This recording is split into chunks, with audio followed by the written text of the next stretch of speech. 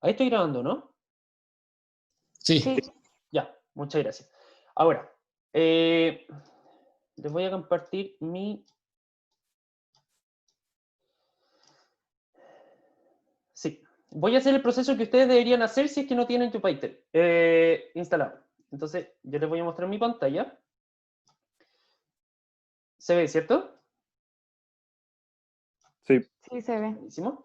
Entonces, yo voy a entrar a aquí y voy a seleccionar Google Colab. ¿Ya? Apenas yo selecciono Google Colab, se va a abrir una ventana acá al medio, ¿ya? Que me dice que puedo tener o ejemplos de Google Colab, o recientes de Google Colab, o Google Drive, GitHub, o subir archivos, ¿ya? Google Colab sirve para poder visualizar los contenidos de... sirve para poder visualizar los contenidos de un notebook de Jupyter. Como un notebook de Python, sirven para poder visualizarlo. Entonces, para poder ver las cosas que yo les cargué en WebCursor, les cargué un repositorio adicionalmente en WebCursor. Entonces, yo me meto a WebCursor.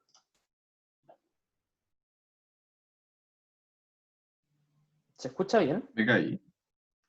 No, creo que me caí yo. Parece que sí, se cayó el Me internet. caí yo, creo. Sí, ahí está. Perfecto. Ya. Ingreso a WebCursor. Y aquí, en investigación de operaciones, sección 2, que ustedes son los dos, tengo entendido, sí. Aquí tengo un link que se llama repositorio de GitHub.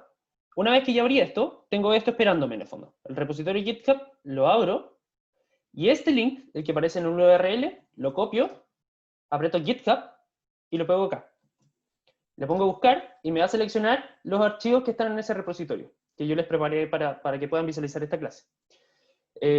Yo selecciono el intro Python, que va a ser el primero que nosotros vamos a ver. Esperamos a que cargue la página. Y esto sería, en el fondo, el notebook que yo les preparé para esta clase. Es importante que acá tiene que aparecer un check con un disco y RAM. Si aparece conectar, quiere decir que ustedes no están conectados a un servidor que les está proporcionando RAM y disco para poder ejecutar el IPython, que está en el notebook. Entonces, yo pongo conectar, esperando que dice conectado, y ahora me debería salir, ahora iniciando. Conectado. Y ahí me sale una RAM y un disco asignado, ¿ya? Entonces, para poder correr los comandos, yo selecciono una viñeta y pongo run. Y ejecutar de todos modos, y ahí puedo trabajar en IPython como cualquier persona. ¿Alguien sabe cuál es la diferencia entre Python y IPython? ¿No? No. Ya, mira. Es como para que ustedes sepan de qué estoy hablando. Jupyter en particular es exclusivamente un intérprete de lo que hace Python y IPython por detrás. Cuando yo ingreso a, por ejemplo, el terminal del computador, pongo Python. Y aquí ya tengo Python corriendo en mi computador. Este ya es el motor que hace que ejecuta todos los algoritmos que yo programo en un lenguaje de Python, corren por acá, por esta parte del computador.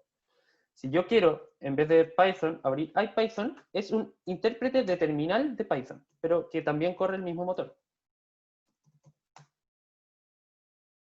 Yo lo ejecuto y me sale Python 3.8.5, el mismo de arriba, nada más que ahora es un intérprete con IPython.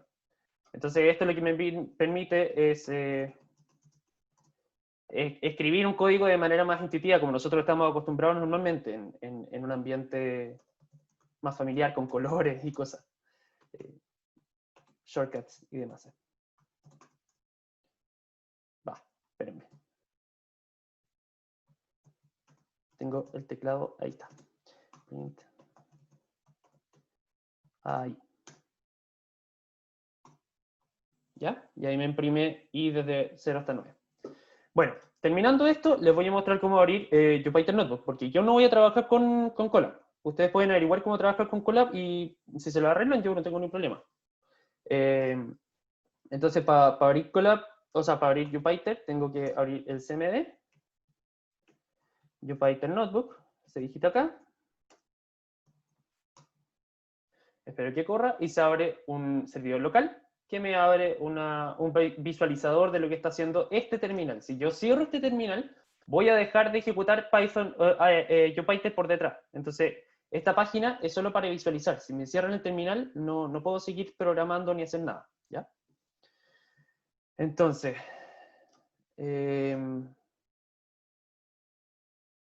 sí, obvio, sí, puedo ir un poco más lento. Si quieres, puedo repetir alguna parte.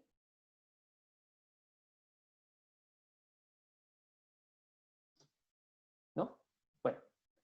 Entonces, si ustedes tuvieron, voy a volver a repasar lo que acabo de decir. Si ustedes hicieron el proceso de instalación, yo tengo que apretar Windows R. No, hermano, nos caímos nosotros. ¿Cómo? No, disculpa, que te había caído. Ya, ¿alguien sabe hasta dónde quedé? Perdón. Como que No, justo hay abriste- Sí, justo ahorita esta pestaña. Ya, ¿hasta dónde, perdón? ¿Tengo que repetir algo o...? No dijiste que si no abríamos, o sea, que si cerrábamos el CMD, no podíamos hacer funcionar esta pestaña. Ya, perfecto. Ahora, les voy a volver voy a volver a repasar cómo se hace el... Ya, espérenme. Me está llegando un par de mensajes que parece que estoy yendo un poco más rápido. Entonces, para poder iniciar esto, ya, voy a cerrar todo y voy a empezar de nuevo. Para poder iniciar Jupyter, tengo que apretar terminal, buscar terminal en mi computador, ya sea Mac o sea Windows, es exactamente lo mismo. Yo tengo que buscar el símbolo del sistema o el terminal, cualquiera de los dos. Ejecuta y se abre una ventana en negro. ¿Ya? Esta ventana en negro es donde yo puedo ejecutar los comandos básicos del computador en palabras simples. ¿Ya? Entonces, acá, como yo ya tengo Jupyter Notebook instalado, digito Jupyter Notebook y le doy Enter. Como yo ya tenía todo instalado, se abrió automáticamente Jupyter Notebook y no tuve que hacer absolutamente nada más. Eso es lo que ustedes deberían haber hecho, o sea, ustedes deberían hacer si es que tienen todo correctamente instalado. Si no, lo podemos ver después de la clase sin ningún problema. Yo me puedo quedar más rato y tratamos de solucionar todos los cachitos en el fondo. Ustedes descargaron la carpeta que estaba en GovCursos, ¿ya? La que decía Ayudantía 0, ¿cierto? Si es que la descargan. Entonces yo voy a ir a Ayudantía 0. Acá. Ayudantía 0. Y voy a ir a... aquí, Ayudantía 0. Descargo este archivo. Si tengo Windows, tengo que descomprimir la carpeta con... Les voy a enseñar cómo se descomprime una carpeta, si es que no saben. Déjenme ver cuál puede ser. Ya, por ejemplo, yo encontré el archivo Ayudantía 0, lo tengo acá, para poder descomprimirla. Yo hago doble clic y pongo extraer todo. ¿Y dónde me lo voy a extraer? En una carpeta que se llama Ayudante 0, que se llama Ayudantía 0. Si yo quiero que me dé un directorio un poquito más corto, yo puedo asignarle otro nombre a esta carpeta y crearla, ¿ya? Yo, como ya lo creé, no tengo que hacer eso. Como la mía ya está libre, en el fondo ya tengo todo ahí. Pero ustedes tienen que hacer eso para poder extraerla. Si es que tienen, si es que tienen Mac, perdón, no tienen que hacer ninguno de esos procedimientos porque Mac descomprime sola las carpetas, no tienen que extraerla, ¿ya? Ahora, una vez que yo extraje la carpeta, la guardé en alguna parte de mi computador. Por ejemplo, si es que yo la guardé en mis documentos, yo acá en Jupyter, esto es solo un visualizador de mi administrador de archivos. Entonces, si es que yo la guardé en documentos, tengo que ir a Documents, y ahí están todos mis documentos del computador. Si es que, por el contrario, yo la descargué en el escritorio, tengo que ir acá, yo nunca tengo nada en el escritorio porque no me gusta, o en Downloads, y tengo que ir acá. ¿Ya? En mi caso, yo la guardé en una carpeta que se llama Ayudantía 0, que está dentro del laboratorio IO. Y acá encuentro el intro Python, que es el mismo que ustedes encontraron en Google Colab, si es que abrieron Google Colab o el repositorio de GitHub. Es exactamente el mismo archivo. Yo selecciono este archivo y se abre esto, ¿ya? Y esto ya es un notebook de Python que me permite programar y en el fondo hacer todo. Disculpa, ¿puedes repetir eso último, por favor? Volver ¿Qué? a hacer ese último paso, como que se me quedó pegado. ¿Cuál? ¿Cuál? Después de buscar donde lo habíamos extraído. Ya, ponte tú que yo la guardé en ayudantía 0, ¿ya? Ayudantía 0 ya es una carpeta descomprimida que tiene los archivos que estaban adentro. Entonces, yo acá, ayudantía 0 para mí está en documentos, y en documentos se me olvidó, laboratorio de IO, ¿ya? Esto es exclusivamente un visualizador de su administrador de archivos. ¿Alguien tiene preguntas con eso? Es lo mismo que meterse acá y buscar en documentos, ¿ya? ¿Estamos claros de eso, cierto? ¿O hay preguntas? Sí. Ya. No, está claro. Ya, buenísimo. Entonces, voy a ayudantía 0 y aquí veo el archivo que se llama intro-Python. Alguien que tenga Jupyter instalado y le funcione, ¿no pudo abrir el archivo? ¿O alguien pudo abrir el archivo? Si es que... Sí, Yo Yo puedo tengo- abrirlo. yo tengo Anaconda y también me funcionó de la Ya. misma manera. Buenísimo, buenísimo. Ahora, les vuelvo a repetir, como ustedes lo más probable es que ya sepan Python, porque son una generación que aprendieron Python, yo no tengo ningún problema que trabajen con Spider, con Visual Studio Code, con el mismo editor del terminal de Python, me da lo mismo mientras me entreguen un código que tiene sentido a la hora de la evaluación, ¿ya?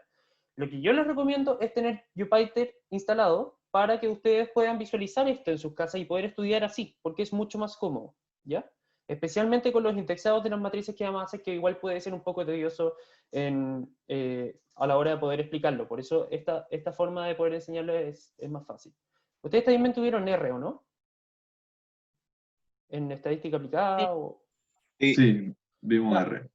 En R vieron notebooks también, ¿o no? Era muy básico lo de R y era todo con como básico de estadística, no era mucho código. Era Y todo no lo era que venía programa. en la ayuda. Ah, ya, pero ustedes como no se familiarizan con esto, por ejemplo. Espérenme, déjenme cargar esto. Este es R, ¿ya? Sí. Con este formato de código, ¿donde yo puedo ejecutar las celdas desde acá? No. ¿No? Ah, ya, están acostumbrados como el archivo .r nomás. Sí. Ya, perfecto. Entonces, ahora van a aprender algo nuevo, que se llama Notebook, ¿ya? Que es mucho más útil para cuando yo hago data science, análisis de datos y todo ese tipo de cosas, puedo visualizar las variables mucho más rápido, ¿ya? ¿Cómo funciona esto? Una vez que ya logren abrirlo, bacán. Si no lo logran abrir, por favor traten de seguir la clase antes de, en vez de intentar abrir el notebook, porque eso lo podemos hacer después. Ustedes se pueden juntar conmigo en horario de cualquiera que ustedes quieran, y les enseño cómo abrirlo y no van a tener problemas, pero el contenido de esta clase quiero que quede un poquito más fresco, ¿ya? ¿Es normal que no me salgan todas las herramientas que están arriba? Estas, Sí, no, deberían salir todas. no me sale ninguna. Me aparece todo lo debajo del laboratorio, pero no me aparece la... Es que a mí no me permite abrir el que es para internet. No puedo abrir el otro. Ah, ya, quizás están en... Ya, mira. Yo le subí dos archivos distintos. Para el que no tiene Jupyter, también, que se llama .html, es una página web común y corriente, pero en un disco local.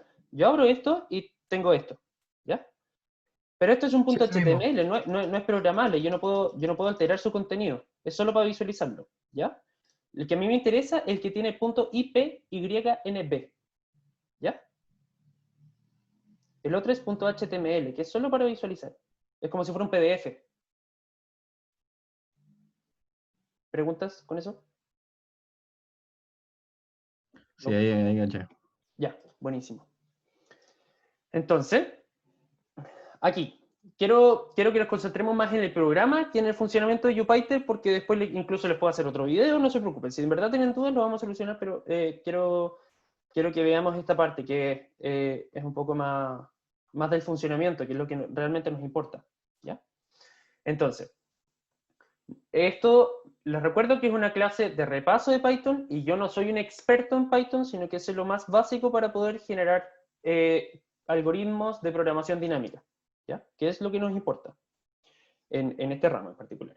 Para poder llamar a las variables, o sea, crear una nueva variable, yo tengo que poner el nombre igual a el valor que pueden ser. Las variables en Python pueden ser numéricas, de string, de float, pueden ser booleanas, de true o false, pueden ser listas, pueden ser diccionarios, pueden ser tuplas, lo que ustedes quieran. En verdad, Python acepta infinitos tipos de datos y combinaciones y operaciones para cada uno de ellos, ¿ya? En particular, yo acá les hice un ejemplo con un entero, un string y un float. Un float es un decimal. Entonces, si yo quiero ejecutar esta ventana, yo tengo que poner run.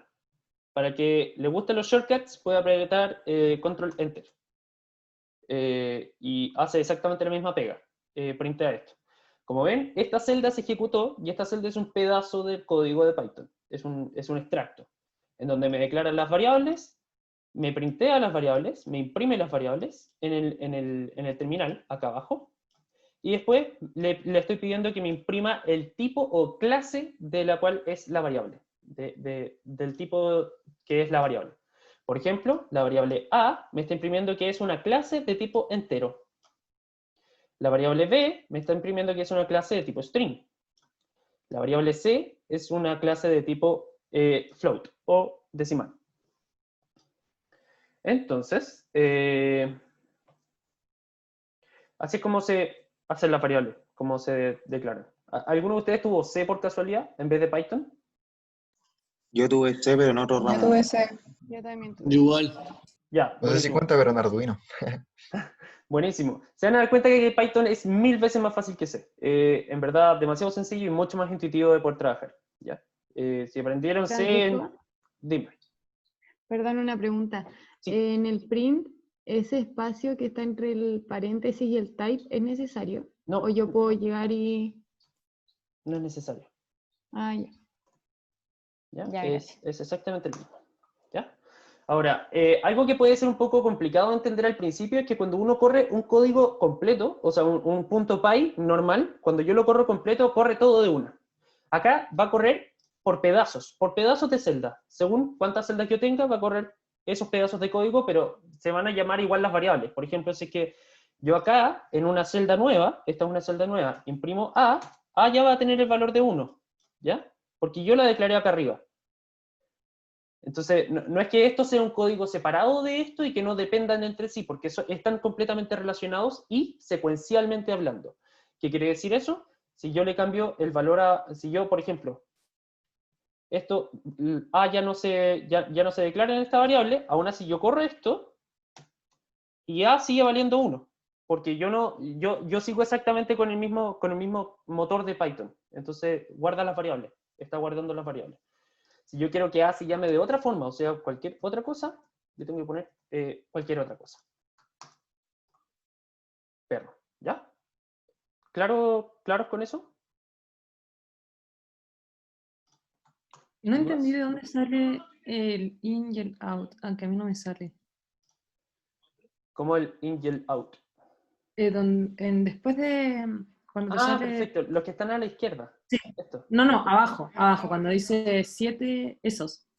Ya, mira, el out sale cuando yo tengo un output en la última línea. Es solo un detalle en realidad. Cuando yo pongo, por ejemplo, acá una A, acá me aparece un output de A igual a perro, porque es algo que yo declaré en el terminal, pero no declaré como un printeado, o como como que se imprimiera efectivamente, sino que solo lo estoy declarando así nomás. ¿Ya? ¿Sí? ¿No? Sí. Ya. Gracias. Entonces, operaciones básicas que podemos hacer con variables numéricas, esas son las que voy a ver en este espacio. Una ¿Te acuerdas? consulta. Dime. No tengo que poner como en C, así como int a igual, como para declarar el tipo como de archivo, o sea, de No. variable. Esa es la gracia de Python, que en verdad no tenéis que hacer nada de eso. Nada. Si yo puedo poner que A es igual a false, así nomás, y me va a reconocer que A es un booleano. Entonces yo imprimo esto y clase de A va a ser un booleano. ¿Ya? En verdad Ya, bueno. lo reconoce por defecto. Si yo quiero que en vez de un booleano sea un string, tengo que ponerle las comas, eso sí. ¿Ya? Y detalle también, las comas pueden ser simples o dobles, da lo mismo. Pero siempre y cuando sean iguales, porque si no pueden tener problemas. Entonces ahora, false, la A es un string porque está entre comillas. ¿Ya? Lo mismo que si A fuera un 1, pero en comillas. Sigue siendo un string, porque lo declaré con comillas. Ya, gracias. De nada. Entonces, yo imprimo esto y voy a imprimir este ni siquiera lo necesito, en verdad. Para poder eliminar una celda, yo tengo que apretar Cut acá arriba, por si acaso. Para poder agregar una celda, yo tengo que apretar Plus. Y si me da lata y me gustan los shortcuts, yo selecciono hasta que se vuelva azul y pongo una B para que aparezca una abajo y una A para que aparezca arriba. Con el tiempo, si quieren jugar con Jupyter, se van a dar cuenta cómo funciona y es verdad que es súper fácil. Detalle de este apartado, en verdad es necesario que ustedes sean autodidactas en este laboratorio. No, las horas del laboratorio no son suficientes para poder enseñarles, en verdad, desde lo más básico hasta todo lo que necesitamos exclusivamente con este laboratorio. Igual nosotros contamos con que ustedes tuvieron programación en algún minuto, ¿ya? Por muy básico o distintos programas que sean, siguen siendo las mismas operaciones. Y eso no descarta que cualquier pregunta que tengan, yo me puedo juntar con ustedes en cualquier minuto, así que no se preocupen. Acá, las operaciones básicas que nosotros vamos a ver van a ser con clases numéricas, o con clases de enteros o floats, que son los dos numéricos. Para poder sumar, yo tengo que poner A igual a A más 10. Si yo quiero sumar, por ejemplo, no sé, B igual a A más 10, ahora se dan cuenta que B tiene el valor de B en vez de hola, porque yo lo estoy declarando nuevamente, va a tener el valor de B igual a A más 10, que va a ser 11. Entonces, acá, para poder sumarle a A, valor de 10, tengo que sumarle A igual a A más 10, o de forma análoga yo puedo hacer A más igual 10. Para poder restar, lo mismo. A igual a menos 10, y para poder abreviar esa operación, A menos igual 10. ¿Preguntas con eso? O sea, lo que yo no entiendo es que A lo declaramos como una palabra, ¿no? ¿Por qué lo considera uno ahora? Perdón, lo cambié. Acá lo estoy declarando de nuevo como 1. ¿Ya? Ah, perfecto, no lo había visto. Si yo tengo un A igual a algo, da lo mismo lo que haya pasado con A antes.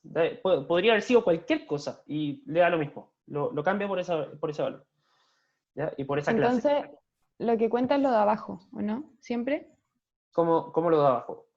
Por ejemplo, porque ahí lo declaraste 2 veces. Entonces o sea, el programa me va a considerar el último, la última declaración.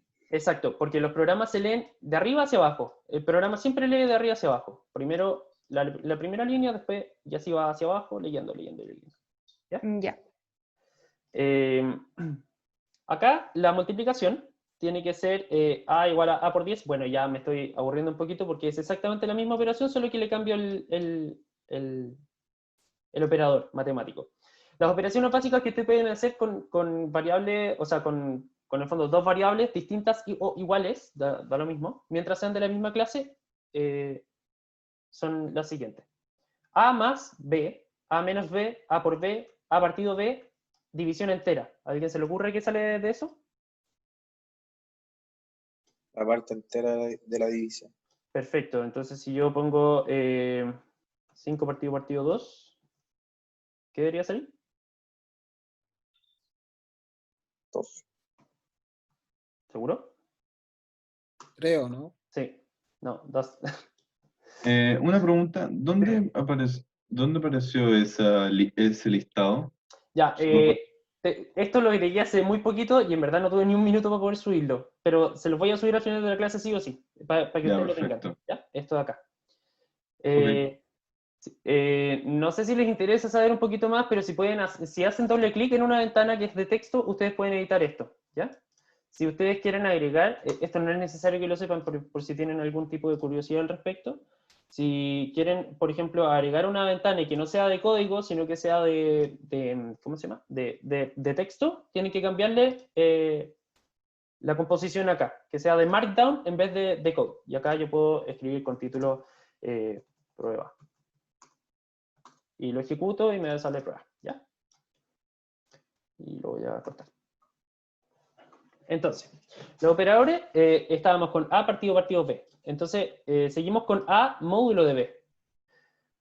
¿Alguien sabe qué entrega eso? ¿Alguien se acuerda? ¿Para qué operación? A módulo de B. 1. Bien. ¿Pero por qué? ¿El resto? Sí, exacto. El módulo era el resto de la operación. Sí, y bueno, el resto ya ustedes la saben completa, pero las vamos a repasar uno por uno. A, potencia de B, se escribe así. Ahí me da 25. ¿Ya?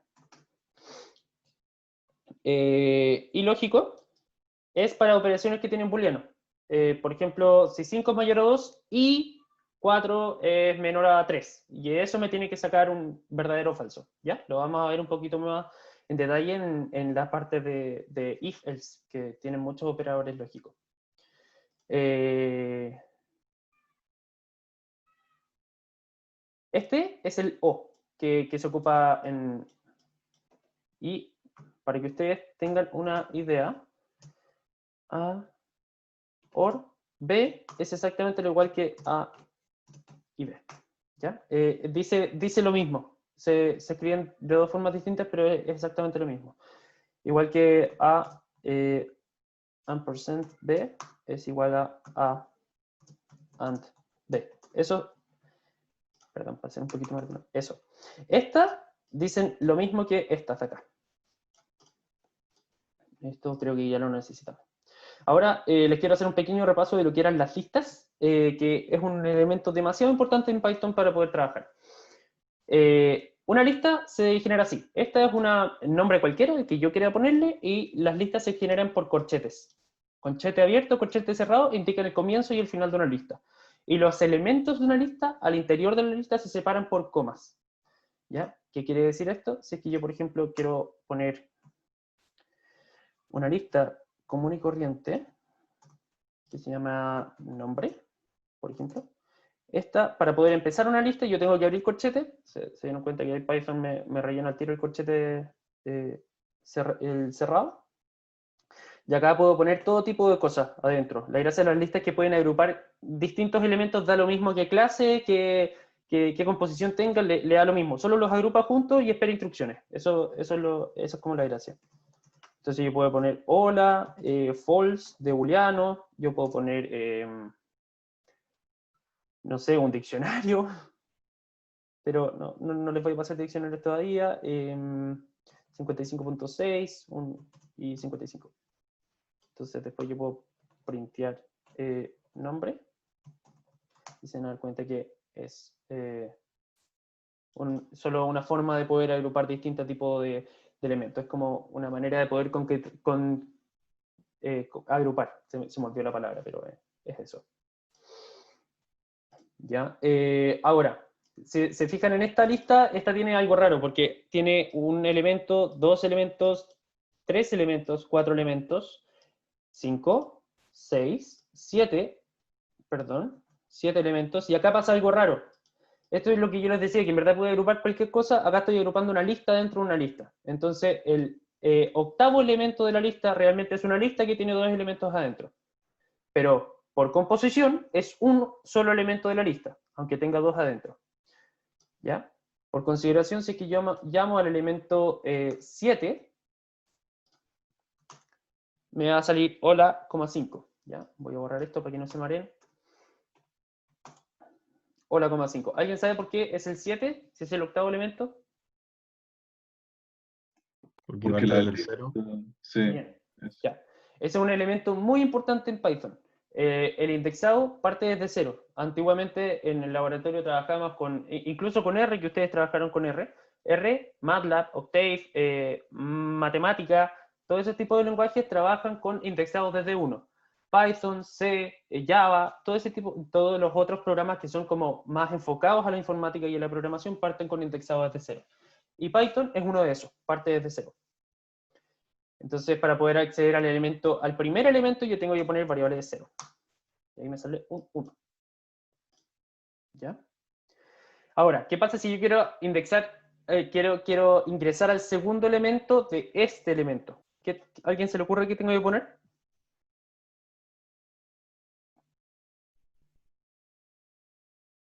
¿Una coma o no? Casi. Una corchea, una corchetera. No me ¿Ya? acuerdo cómo se- Así con la otra coordenada, por ejemplo, si fuese Por eso. ejemplo, si yo quiero imprimir hola, tendré que imprimir eso, ¿cierto? Sí, La visión como lógica de esto es pensar que variable 0, si bien variable es una lista, variable 0 no es, no es la lista original, sino que es un elemento dentro de la lista. Y como es un elemento dentro de la lista, yo tengo que operarlo como si fuera ese mismo elemento, como si fuera este elemento en particular, como si fuera pelado. Entonces, si yo quiero llamar al elemento 0, yo tengo que pescar esto, casi que imaginariamente, la sintaxis te va a tirar un error si es que haces esto, pero imaginariamente yo tomo esto y adicionalmente le agrego un corchete para identificar que quiero ese elemento de adentro. ¿Ya? Me tira error porque obviamente acá no puedo tener paréntesis por sintaxis, pero es como para que ustedes se lo puedan imaginar, que son para poder imaginarlo como un elemento separado. ¿Qué pasó aquí?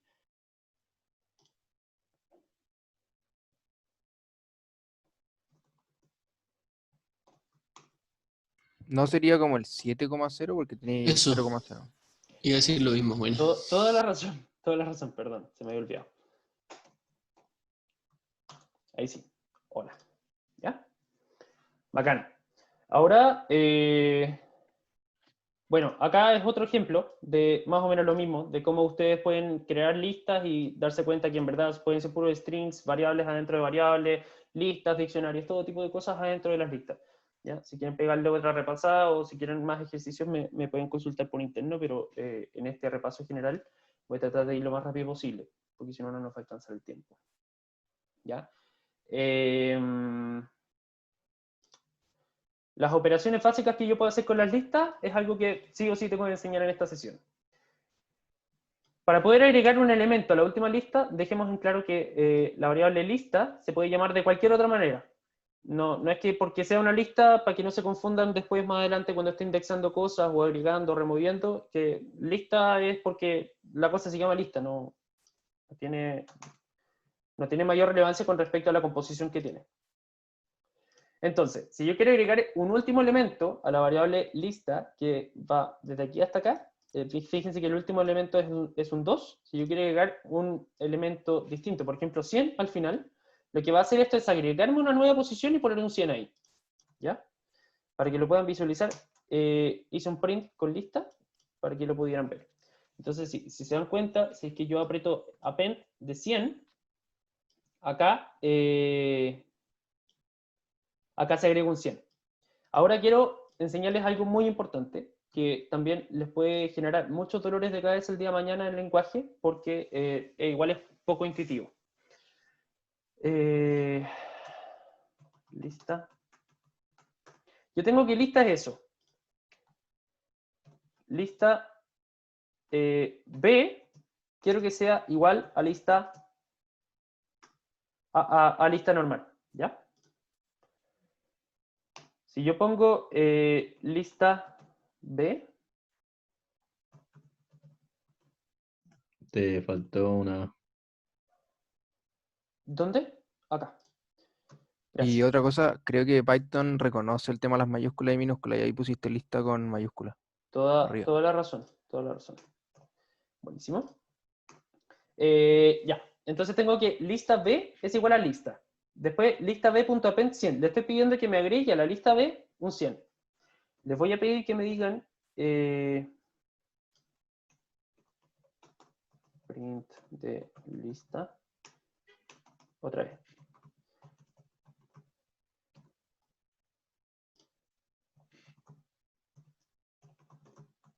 ¿Cómo se pueden visualizar esos dos prints? ¿Qué es lo que pasa cuando yo hago .append de 100? Es que el código se va a ir corriendo en orden, entonces la lista, el print de arriba va a ser distinto al print de abajo, porque la lista B de abajo vaya a agregarle 100, entonces sería como una lista distinta, Ya. creo yo. Sí, o sea, debería ser esta lista más un 100, ¿cierto? Sí, sí, pero como estáis corriendo el código, creo que cambiaría, porque O sea, va desde de principio a fin, entonces... claro, entonces yo digo que si lista B es igual a lista, después yo imprimo las dos, deberían ser iguales. Pero lista B.append de 100, si hago esta modificación, ahora estas deberían ser distintas, ¿cierto? ¿Eso es lo que me queréis decir? Sí. Ya. Aquí es donde estamos mal. Porque Python en particular es un programa que trabaja en base a referencias. Y esto es lo que le quería enseñar ahora. ¿Qué significa referencias? Es que si yo pongo igual a lista, significa que B es una referencia de la lista, de esta lista, ¿ya? Que le voy a poner, por ejemplo, para que sea más fácil poder visualizarlo. Ya, entonces, ¿qué significa eso? Que como yo tengo una referencia, cualquier modificación e iteración que se le haga a la lista B, aunque yo no se la haga directamente a la lista A va a sufrir esas mismas modificaciones. Por consideración, si es que yo agrego lista B.append de 100, la lista A también va a tener agregado un 100, ¿ya? Acá lo pueden ver. Este es el primer print, donde se muestra que las dos son iguales. Y acá, en el segundo print, yo veo que al final se le agregó un 100 a las dos. ¿Ya? ¿Preguntas con eso? ¿Cómo puedo hacer para que eso no pase? Como... Ya. Para que eso no pase, yo tengo que poner que lista B es igual a lista A.copy. ¿Ya? Voy a correr de nuevo esto para que vuelva los valores normales. Y aquí ejecuto nuevamente. Y acá tengo que las dos son iguales. Y ahora, como yo puse una copia y no una referencia directa a la variable, ahora lista B va a tomar valor distinto. Ahora esta la agrego en 100 y esta no. ¿Ya? ¿Entendieron eso? Una pregunta. Dime. ¿El append solo agrega un elemento al final de la lista? ¿No se puede agregar entre medio? No. Para agregarlo entre medio hay otras funciones que vamos a ver justo ahora. ¿Ya? Vale. Aquí, ya, una lista. Entonces, acá ingreso lista.append de 100. Para poder agregar un elemento cualquiera que no sea numérico, append puede agregar cualquier tipo de cosa. ¿Ya? Entonces, si yo agrego, perdón, ¿qué pasó acá? Eventos is not defined. Yo no ejecuté esta variable. Esta celda yo no la ejecuté. Entonces, ahora que está ejecutada, yo puedo agregar eventos. ¿Ya? Eventos me lo salté porque no valía la pena en el fondo, pero eventos es una lista de puros string y la primera variable es dormir, que es el indexado 0. Entonces, si es que yo agrego aquí, si yo agrego eventos de 0, me agregaré como último elemento dormir. ¿Ya? Francisco, Dime. hay una pregunta que te quería. ¿Puedes subir todo eso, el string, todas las variables de lo que son? Por ejemplo, las palabras son string, los números son estos, los enteros. ¿Eso lo podríais subir? Los números son... Ya, voy a buscar las composiciones de la variable, los tipos de clase que hay en Python y los voy a Sí. subir en un documento. ¿Ya? O sea, lo que usaríamos normalmente, más que nada. Ya, ningún problema. Por favor. Sí, Sí. güey. Gracias. Entonces, aquí voy a pasar otra función que también es muy útil que se llama extend. ¿Ya? Pero ¿qué es lo que pasa si yo no tengo tan buena memoria? ¿Qué pasa si es que en verdad yo no soy tan bueno buscando las funciones, o sea, memorizando todo el tipo de funciones que podría llegar a ocupar con una lista? Entonces lo que yo voy a hacer es voy a poner el nombre de la lista, un punto, y voy a apretar Tab. Y al apretar Tab me dice, oh, ya, tengo una cachada de funciones que yo puedo ocupar y buenísimo, esto me sirve para poder, es una ayuda en el fondo. Entonces, por ejemplo, yo no me acuerdo qué es lo que hacía append, pero tengo una intuición de que me podría servir para algo, entonces pongo append. Perdón, esto lo voy a hacer en en una nueva celda para que no me quede embarrar. Aquí. Lo mismo que estábamos viendo. Append, entonces pongo append y no me acuerdo realmente qué es lo que hacía, entonces voy a poner un signo de pregunta. Aquí. Ejecuto esto y me sale al tiro una viñeta de asistencia acá. Entonces me dice, lista.append, así se escribe. Ya, buenísimo, se escribe así. ¿Y qué es lo que hace? Agrega un objeto al final de la lista. Buenísimo. No tengo problema entonces. ¿Ya? Lo mismo con cualquiera de estas ayudas en el fondo. Por ejemplo, ¿qué hace clear? No tengo idea de qué hace clear. Signo de pregunta, aprieto Enter, y me dice, remueve todos los elementos de la lista. Buenísimo. ¿Ya? ¿Alguna pregunta de cómo ejecutar estas ayudas? Que son muy útiles cuando uno está programando. Solo pone el comando y pone el signo de interrogación. Claro. Ya, perfecto. ¿Y eso funciona solo para las listas? No, de hecho no. A ver, ¿cómo te enseño? Por ejemplo, yo puedo crear... Ya, esto es extra porque las tuplas en verdad ni siquiera tenía pensada pasarlas porque son un elemento muy extraño que nunca ocupo. Porque no son iterables. Un pequeño resumen, las listas son como... las tuplas son como las listas, pero no son iterables e inalterables en el tiempo. Son como... Tampoco podéis agregar y sacar cosas. Es como un indexado de coordenadas que no pueden ser modificadas. Es una tupla. Entonces como que en realidad nunca lo ocupo. Pero por ejemplo, si yo tengo esa tupla, y yo quiero saber qué funciones tiene esa tupla, aprieto punto, tab, y me doy cuenta que tiene solo dos. Solo dos funciones. Es obvio porque son inalterables, entonces no se puede hacer nada con ellas. Por ejemplo, cont. Y quiero saber qué hace cont. Signo de pregunta. Y dice, retorna el número de ocurrencias de un valor. Ah, ya, perfecto. Entonces pongo return tupla.count de, por ejemplo, 6 y me va a aparecer un 1, porque aparece una vez un 6. ¿Ya? Es intuitivo en ese sentido, no hay mucha memoria que uno tiene que aplicar, solo tiene que saber dónde buscar cuando no sabe un comando. ¿Ya? Ya, entonces ya buscamos qué era extend y lo vamos a ocupar. ¿Cuál es la diferencia entre extend y append? Es que, en particular, si es que yo tengo una lista completa, me va a agregar elemento a elemento de esa lista adentro de la otra. ¿Ya? Por ejemplo, ahí, me doy cuenta que esta lista llegaba hasta el 2. Entonces yo llego hasta el 2 y después de eso me agrega el 3, 523, el 5, el 9 y el 6. 3, 523, 5, 9, 6. Pero como un elemento más.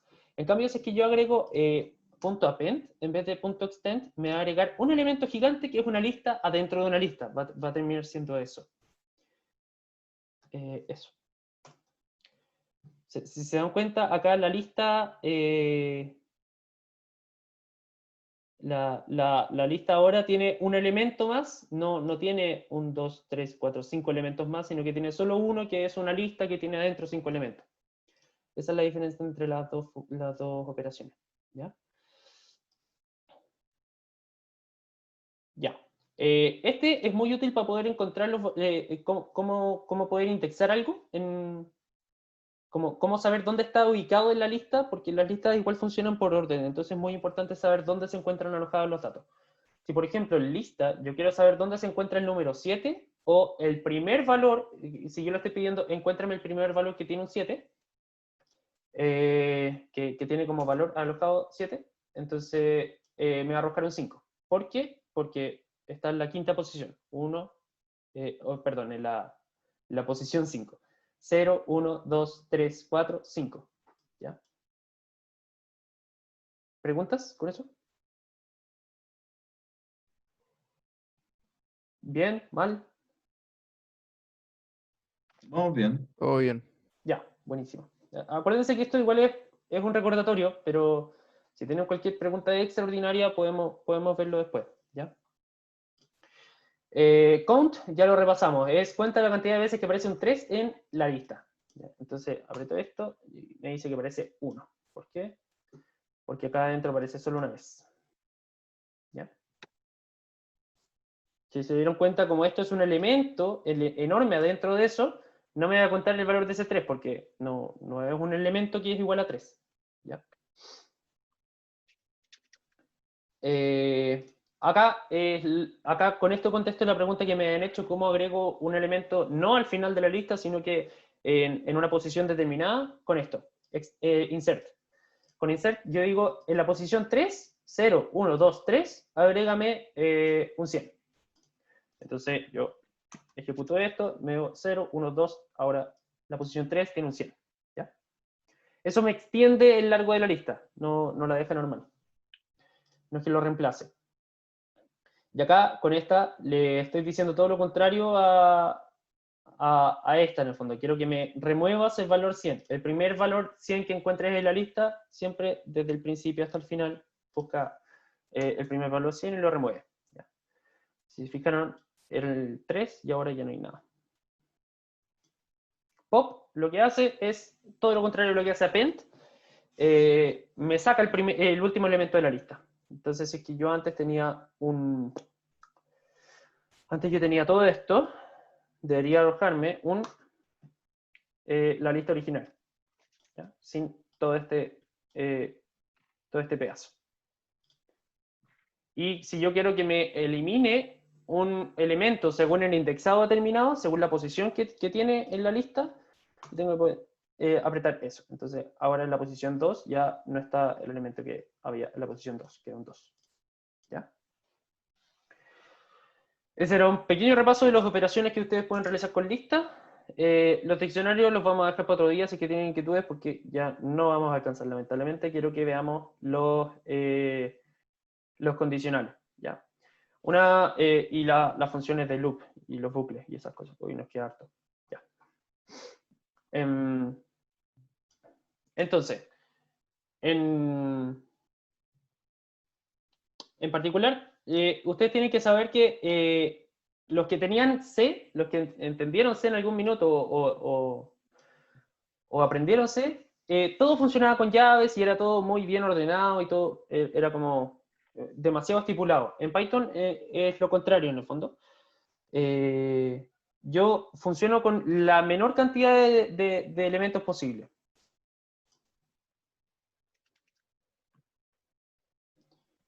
El comando...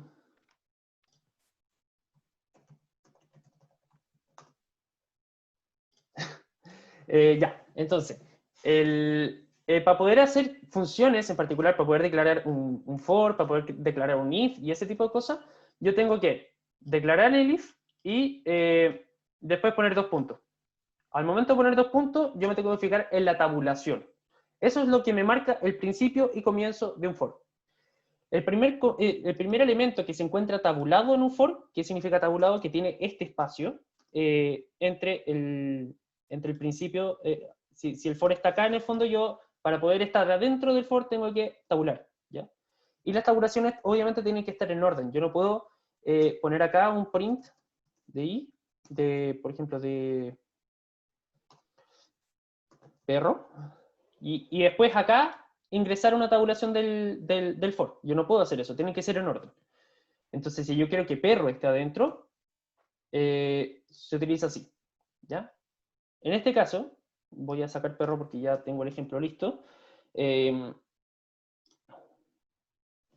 Yo puedo identificar este algoritmo, en donde yo cuento en un rango. Voy a repasar qué es range, porque ustedes creo que... ¿Se acuerdan qué era lo que era? Ya, filo, lo vamos a repasar igual. Range de 10, por ejemplo, me va a entregar desde el 0 hasta el 9, ¿ya? Siempre parte, range de 10, siempre me va a entregar hasta el penúltimo valor. No, es con corchete abierto. Abierto, sí. Si yo quiero, si se acuerdan en C, uno tenía que explicar el comienzo, después el fin y después la operación, 1 a 1, ¿cierto? Y como que uno tiene que poner como de uno en uno, y más. Claro, sí, eso aparecía en C. Yo ya ni siquiera me acuerdo de C y se supone que aprendí C. En este caso en particular solo tengo que poner range de 10 para que i vaya desde 0 hasta 9, ¿ya? Si yo quiero que vaya con una operación determinada, yo tengo que poner, ya quiero que vaya efectivamente desde 0 hasta 10, y yo quiero estipularlo explícitamente, y adicionalmente, en vez de quiero que vaya en 1 en 1, como lo hace automáticamente, yo quiero que vaya de 2 en 2, tengo que poner un 2 acá. ¿Ya? Voy a poner esto, control C, control V. Entonces, yo ejecuto esto y se van a dar cuenta que i toma valores de 0, 2, 4, 6, 8. Siempre hasta el penúltimo valor, no hasta el último. Si se dieron cuenta, acá el print, se repite la cantidad de veces que se ejecuta i. Y se ejecuta solo una vez, porque como la tabulación lo deja afuera, es como si fuera un apartado distinto al for. Es efectivamente algo que está fuera del for. ¿Ya? ¿Alguien no te entiende lo de las tabulaciones?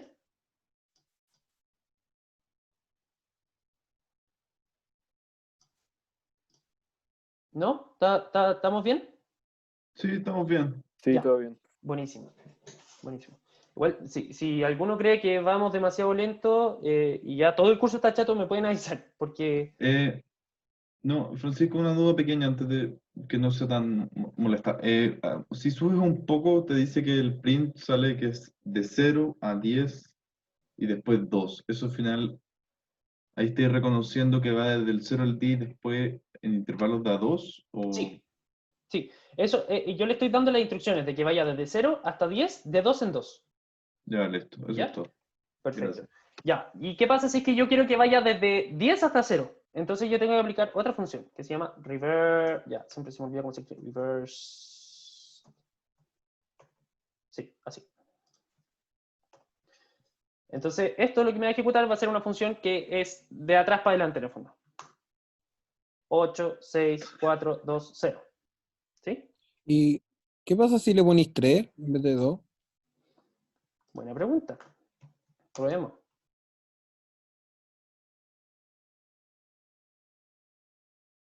¿Te contestó la duda? Sí, creo que sí. Ya. En el fondo no busca que sea terminar exacto, siempre va a terminar al último del cual sea capaz de llegar. No sé si eso contesta tu pregunta. Sí, perfecto. Entonces, ahora les voy a pasar lo que es los if else, los condicionales. Entonces, yo tengo un a igual a 20, lo estoy imprimiendo para que ustedes vean que es igual a 20, efectivamente.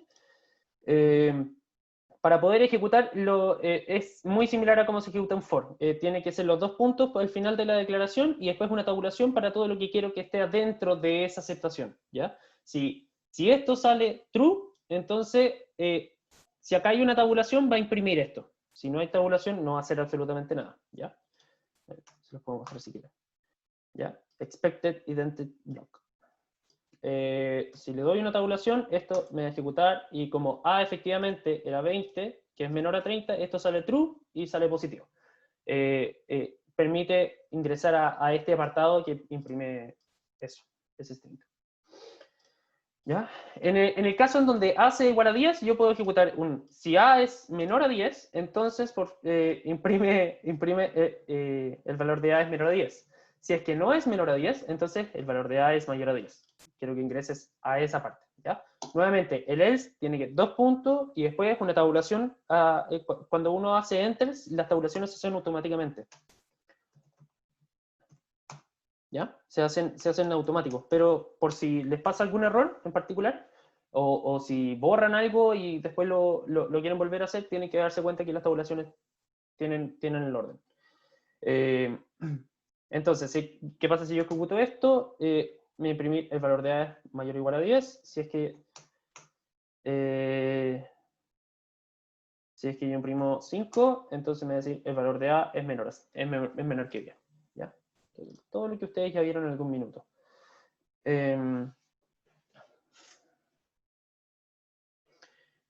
¿Qué hora es? Quedan 10 minutos.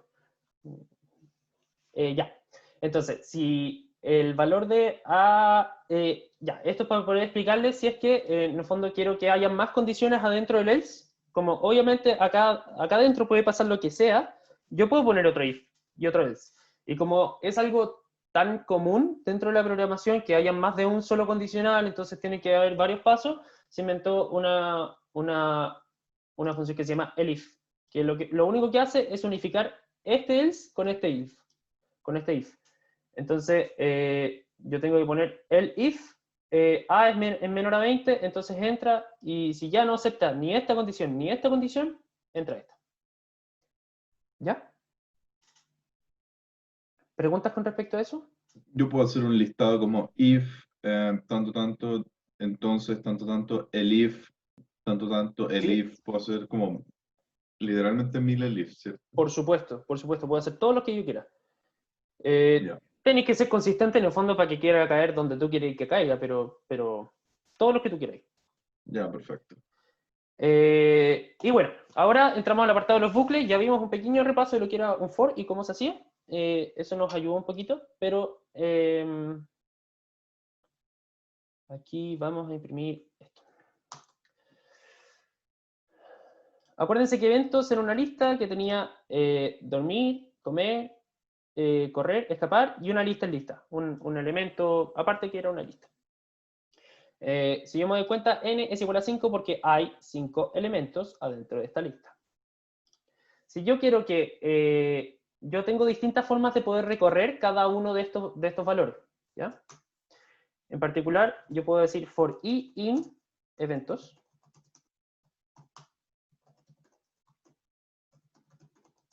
Print, perdón, i. ¿Qué es lo que hace este for de acá? Este for hace que la variable i tome el valor de cada uno de los elementos de eventos. ¿Ya? Eso es importante que ustedes lo entiendan.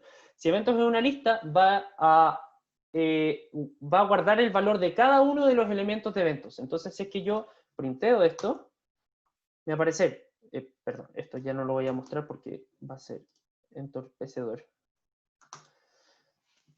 Se dieron cuenta que i toma el valor de dormir, comer, correr, escapar y lista en lista, ¿ya?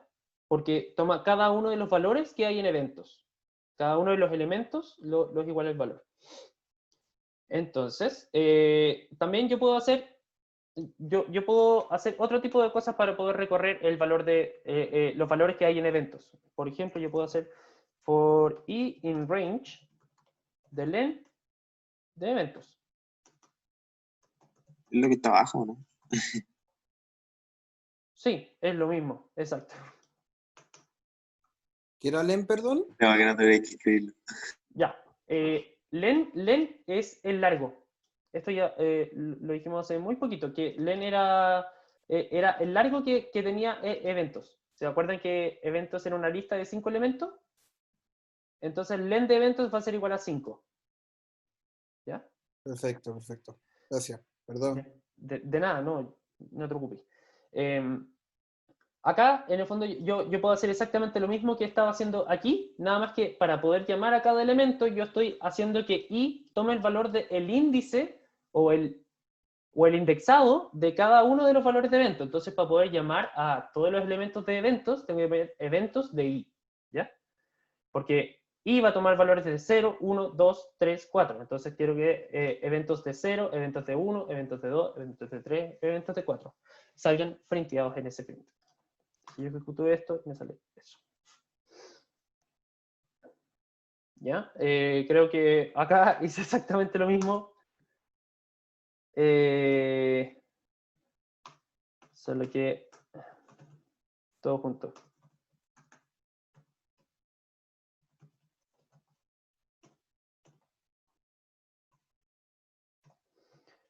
Ahí. Que dicen lo mismo, ¿cierto?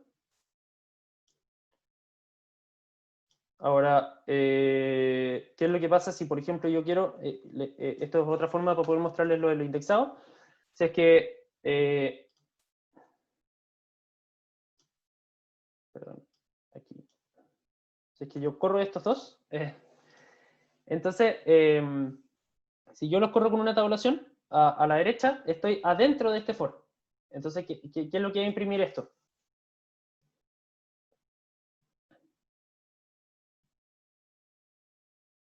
No es esto, para que no se confunda. Imprimiría como 5 veces la lista, ¿o no? Claro, y claro, eso. Imprimiría la primera palabra con las 5 palabras, luego la segunda palabra con las 5 otras palabras, ¿o no? ¿La primera palabra o el primer índice? ¿Qué es lo que Primer imprime índice, esto? perdón. Ya, Primero el primer índice. eso, buenísimo. Entonces, La 0, primera la palabra. lista, 1, la lista, 2, lista, 3, lista, 4, lista. ¿Ya? Esto ya es lo mismo. Y el while. El while funciona, con un while yo puedo hacer exactamente lo mismo que hago con un for, nada más que por costumbre hago todo con for. Solo que con while puedo hacer exactamente lo mismo porque en verdad dice lo mismo. ¿Cómo se lee esto? Yo siempre tengo que declarar una variable iterable al principio de cada while. O crear una modificación en este estatuto booleano, en este condicional, que algo de ese condicional se itere. Porque si no vamos a entrar en problemas, porque si pasa una vez, va a pasar infinitas veces y no va a parar nunca. ¿Ya? Entonces, mientras i sea menor al largo de eventos, acuérdense que esto era len de eventos, para que no se confundan con la memoria. Si i es igual a, si es menor al largo de eventos, entonces imprime eventos de i. ¿Ya? Y después de imprimir eventos de i, agrégale un 1 súmale un 1 a la variable i. Esto es lo mismo, no sé si se acuerdan, que i más 1. Es exactamente lo mismo. Entonces esto, me voy a agregar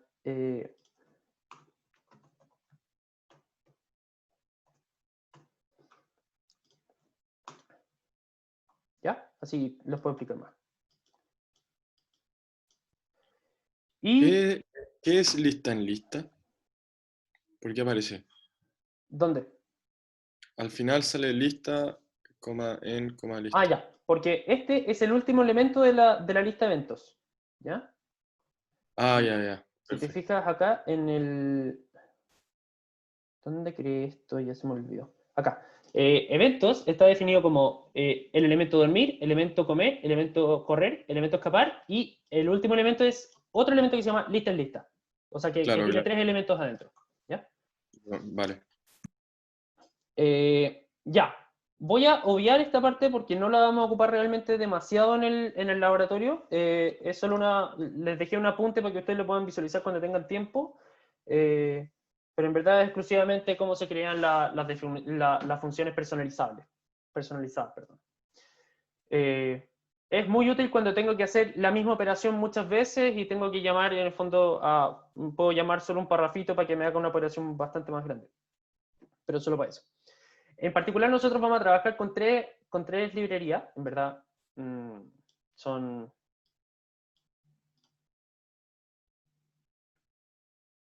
No, en verdad no van a ser...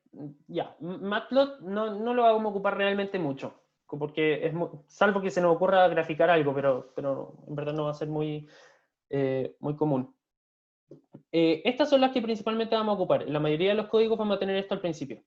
¿Cómo funcionan las librerías en Python? ¿Qué son las librerías en Python? ¿Alguien me puede refrescar la memoria? Ustedes saben también qué son. Son packs como de funciones que existen dentro de la aplicación. Y podéis llamarlas, podéis, por ejemplo, random o al final siempre vas a hacer más problemas. Perfecto. Son eso, precisamente eso. Las librerías son paquetes de funciones específicas que cumplen funciones que Python básico no las tiene integradas por defecto. Por ejemplo, ¿qué pasa si yo quiero generar un número aleatorio, común y corriente? Entonces tengo que llamar a lamentablemente Python no lo puede hacer por defecto, tengo que importar la librería NumPy, que es para hacer operaciones con números. Eso es su principal función, hacer operaciones con números y matrices. Entonces, ¿cómo lo hago? Llamo a la función NumPy, porque yo la estoy declarando como NumPy as NP. Quiero que se llame NP para mí entender. En verdad, en todos los lenguajes lo van a encontrar como NP, nunca como otra nomenclatura, es como nomenclatura general. NumPy punto random punto uniform. ¿ya? Y quiero que sea, no sé, desde 0 hasta 1. 0,1. ¿Ya? Me dice que NP no está definido. No lo encuentra. Entonces lo que tengo que hacer es ejecutar esta celda primero. No la he ejecutado. Esto lo que va a hacer es que yo tenga integrado dentro de mi código NumPy, Pandas, Tabulate, As, NP, PD y Tabulate. ¿Ya? Entonces para poder ejecutar esto ahora, puedo ver que ahora me está generando un número aleatorio de 0.26 y muchos decimales. Y lo puedo correr cuantas veces yo quiera y me va a cambiar el valor del output todas las veces que yo lo ejecute. ¿Ya? ¿Para qué nosotros en particular vamos a trabajar con NumPy? Va a ser para trabajar con un extracto o una clase distinta a la que normalmente se trabajan con Python, que son los arreglos. ¿Ya? Nosotros vamos a trabajar con arreglos porque los arreglos son lo más similar a lo que nosotros conocemos como una matriz en álgebra común y corriente. Entonces, para poder generar uno, hagamos el caso en donde yo tengo una lista, elementos. Sé que estoy justo en la hora, pero quiero explicar esto antes de irme. El primer elemento va a ser 1,2,3, el segundo elemento va a ser 4,5,6, y el tercer elemento va a ser un 7,8,9. ¿Ya? Si yo creo esto, yo tengo que, es un elemento. Yo voy a poner type, elemento. ¿Ya? Me dice que elemento es una lista. Pero ¿qué es lo que pasa? Yo quiero que elemento ahora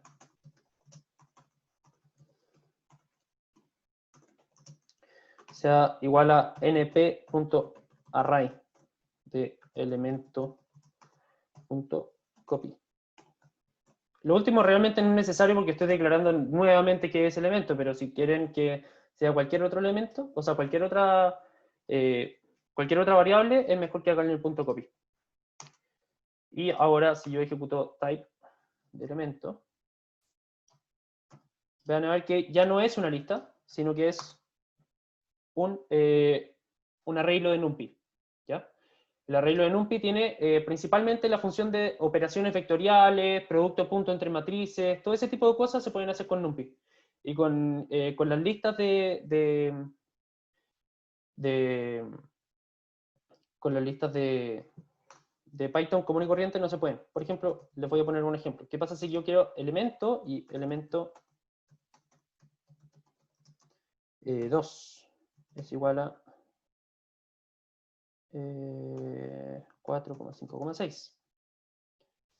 Yo saco esto y pongo que elemento más elemento 2. ¿Esto qué me va a sacar? ¿Alguien sabe? 5, 7 y 9. No, porque son listas. Si son listas, son unos ingratos y se unifican nomás, porque es una suma de una lista con una lista, no considera la suma de elemento por elemento, ¿ya? En cambio, ¿qué pasa si es que esto ahora lo convierto en un arreglo de NumPy? Ahora sí. Claro, ahora podemos hablar de una lista, o sea, ahora podemos hablar de 5,7,9. ¿Ya? Eso es lo que les quería introducir hoy día. Por favor, repasen este notebook y péguenle una mirada. Y creo que sí, en webcursos les dejé unos ejercicios, que son 6 ejercicios. Háganlos todos. Son tareas, sin nota, pero háganlos. ¿Ya? Es importante que ustedes refresquen la memoria de cómo programar y cómo hacer ese tipo de ejercicios. Porque después esto se va a complicar un poquito y se van a marear. ¿Ya? Y otra cosa, para el próximo laboratorio, yo les voy a subir la cápsula de esta semana al link que está al link que está en webcurso. Les voy a subir el link el video de la cápsula.